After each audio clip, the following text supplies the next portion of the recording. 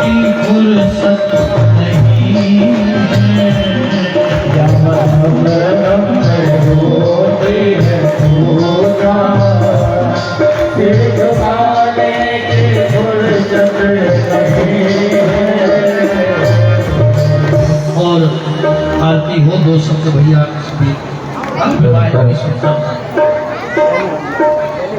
बोलिए श्री गणेश भगवान की, श्री भाग्य बिहारी लाल की।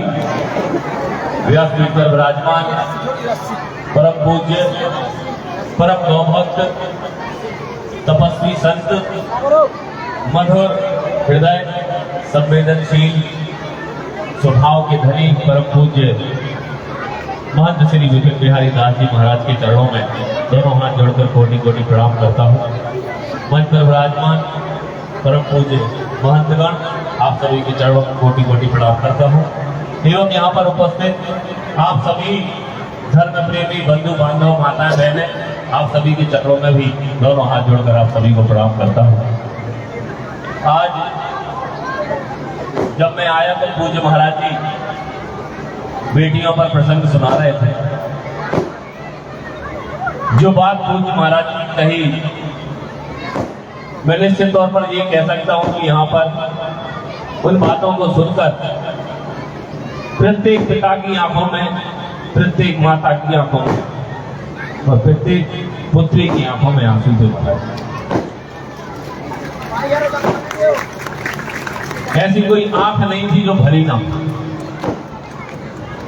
उसका कारण यह है कि जो बात आप कह रहे थे वह बात आदमियों के कानों से लेकर उनके हृदय तक जा रही है। जो बात आपने कही उसका अनुसरण अगर हमारे बच्चे कर पाए तभी मैं भी यह मानकर चलता हूं कि इस कथा की और आपके आने की सार्थकता होगी। हम कथाओं में तो आते हैं, प्रवचन सुनते हैं, धार्मिक कार्यक्रमों में आना हमें अच्छा लगता है, लेकिन हम यहां से लेकर क्या जाते हैं यह ज्यादा महत्वपूर्ण है। आप किसी कथा में पहुंच गए,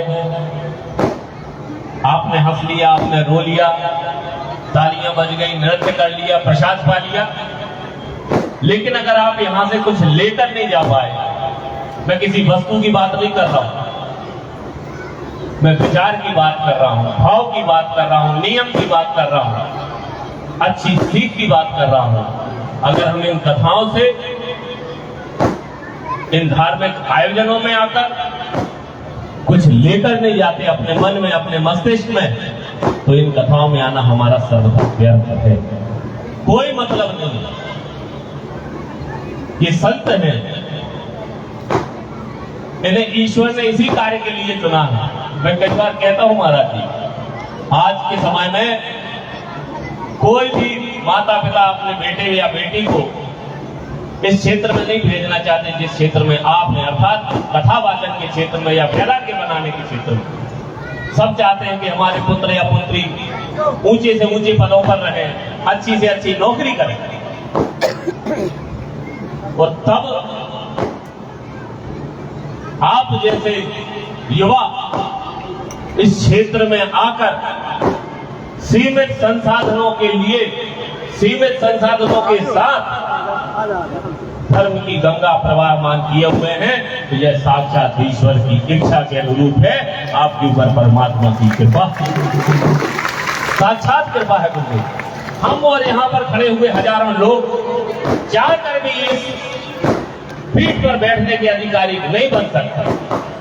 इस पीठ पर बैठने का अधिकारी साक्षात परमात्मा बनाता है। कोई बड़े से बड़ा व्यक्ति इस पीठ पर बैठने का अधिकारी सब नहीं हो पाता, कभी नहीं हो पाता।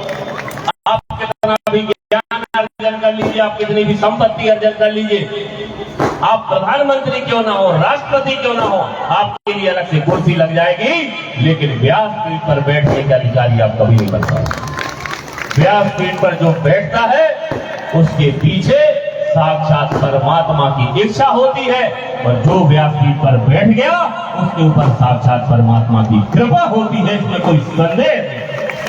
मैंने कल भी कहा था और आज भी कहता हूं आप सभी लोगों से कि व्यासपीठ पर बैठने वाला व्यक्ति जब व्यासपीठ से उतरेगा तो वो साधारण हो जाएगा, लेकिन जब तक वह व्यासपीठ पर विराजमान रहता है तो कोई साधारण नहीं, असाधारण व्यक्ति के रूप में हम सभी के सामने बैठता है। साक्षात परमात्मा व्यास भगवान का अंश उनके अंदर अवतरित रहता है। और जब वह व्यासपीठ से किसी के प्रति आशीर्वचन देते हैं, कोई आशीर्वाद देते हैं, तो वह आशीर्वचन और आशीर्वाद कभी व्यर्थ नहीं जाते, वह हमेशा फलित होते हैं। आपके दुखों में, आपके कष्टों में यही आशीर्वचन, इनके बोले हुए आशीर्वाद स्वरूपी फल आपकी हर समस्या में, समस्या के आगे ढाल की तरह खड़े हो जाएंगे। ये आने वाले वक्त में आप लोग देख रहे हैं। मैंने स्वयं देखा है वीडियो। बेटी की बात जब चल रही थी तो एक मेरी भी बिटिया हुई जुड़वा, तो उसको बचपन से ही हार्ट की बड़ी प्रॉब्लम थी। सारे डॉक्टरों ने मना कर दिया। डॉक्टरों ने कहा था 15 दिन जीवित रहे, 30 दिन जीवित रहे, इससे ज्यादा हम कह नहीं सकते और इसकी कोई सर्जरी संभव नहीं है। अगर बड़ी हो गई तो हो सकता है। मेरे पूरे परिवार ने यही मान लिया था कि अब खुशी से ज्यादा दुख हो गया था। एक एक दिन, एक एक रात, एक एक पल मेरे पूरे परिवार ने कैसा काटा है कि मैं जानता हूं, मेरा परिवार जानता है। धीरे धीरे परमात्मा की कृपा से समय बढ़ता गया।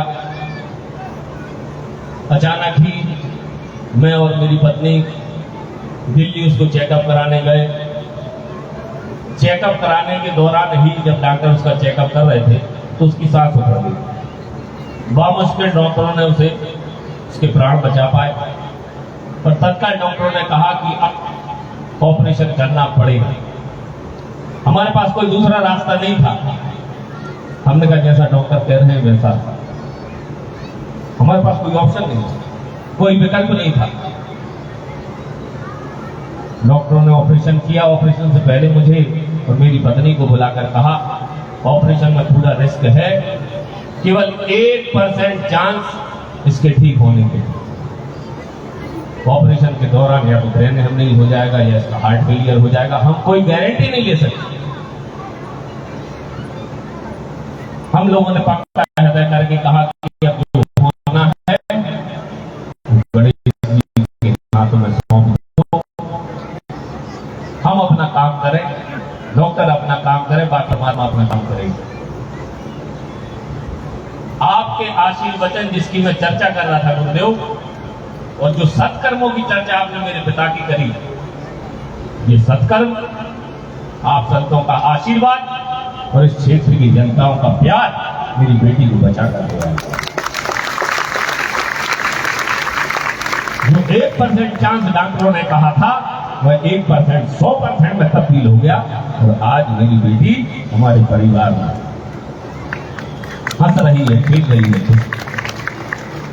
ये दुआओं की ताकत होती है गुरुदेव, और दुआएं उसको मिलती हैं जो अच्छे काम करता है, उसको मिलती हैं जो सत्कर्म करता है। आपका आशीर्वाद हमें इसलिए नहीं मिल रहा कि हम कोई मंत्री के बेटे हैं या मंत्री हैं, मेरे पिता धन है, संपत्ति है, पद है, प्रतिष्ठा है। आपने भी इस व्यासपीठ से कहा, व्यासपीठ कभी झूठ नहीं बोलती, कि हम भार्गव जी को प्रणाम इसलिए करते हैं कि उनकी सत्कर्म ऐसे हैं, उनके पुण्य ऐसे हैं, इसलिए हम उन्हें प्रणाम करते हैं। और इन सत्कर्मों का प्रत्यक्ष प्रमाण मैंने स्वयं के परिवार में देखा। इसीलिए मैं आप सभी लोगों से भी अनुरोध करूंगा कि माता पिता की हाय कभी मत लेना।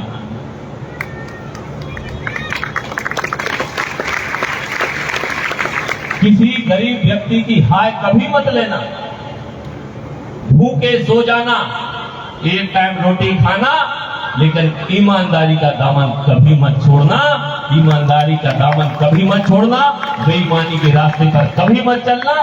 किसी गरीब को सताने का मन तुम्हारा ना हो, किसी असहाय को दबाने का मन तुम्हारा ना हो, इसीलिए धर्म में हमेशा मन लगाए रहना। इन संतों के आशीर्वाद से आप सभी का चित्त निर्मल हो, आप सभी का हृदय पवित्र हो। मैं ऐसी पूज्य महाराज जी के चरण में दोनों हाथ जोड़कर कामना करता हूँ, प्रार्थना करता हूँ, पुनः निवेदन करता हूँ कि इस धर्म सभा में आप आए हैं तो कुछ अच्छी सीख अपने हृदय में धारण करके जाए तो हमारी इस कथा की सार्थकता होगी।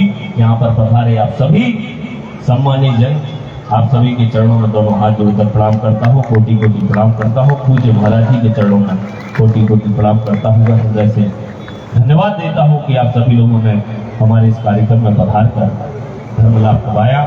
कल अंतिम दिवस है, कथा का विराम दिवस है। मैं पुनः आप सभी के लिए दोनों हाथ जोड़कर आमंत्रित करता हूं कि आप सभी लोग अवश्य पधारें, अपने परिजनों को यहाँ पर लाएं। एक निवेदन जरूर है, आप तो आते ही हैं, गुरुजी ने कहा था कि हथौड़ा लेकर आना। माताएं आते हैं, पिता आते हैं, मैं चाहता हूं कि आप अपने साथ जो आपके परिवार में बच्चे हो गए हैं, जो समझने लगे हैं, सीखने लगे हैं, उनको जरूर इस कथा में लेकर आइए, ताकि वह हमारे धर्म के विषय में भी सीख सकें, हमारे महापुरुषों के विषय में भी जान सकें और धर्म और संस्कृति से परिचित हो सकें।